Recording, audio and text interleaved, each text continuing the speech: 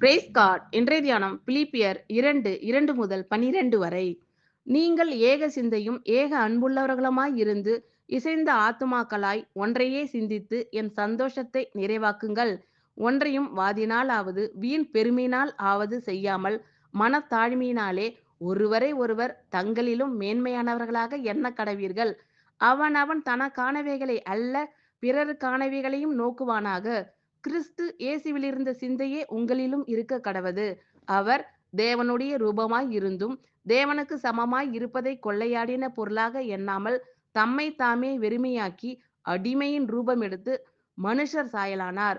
அவர் மனுஷ ரூபமாய் காணப்பட்டு மரண பரியந்தம், அதாவது சிலுவையின் மரண பரியந்தமும் கீழ்ப்படிந்தவராகி தம்மை தாமே தாழ்த்தினார்.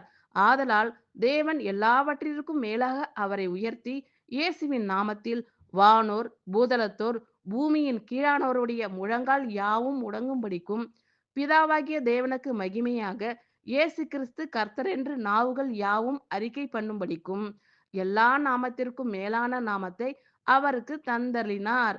ஆதலால் எனக்கு பிரியமானவர்களே, நீங்கள் எப்பொழுதும் கீழ்ப்படுகிறபடியே நான் உங்களுக்கு சமீபமாய் இருக்கும் பொழுது மாத்திரமல்ல, நான் தூரமாய் இருக்கிற இப்பொழுதும் அதிக பயத்தோடும் நடுக்கத்தோடும் உங்கள் ரட்சிப்பு நிறைவேற பிரயாசப்படுங்கள். ஆமென். Thank you Lord.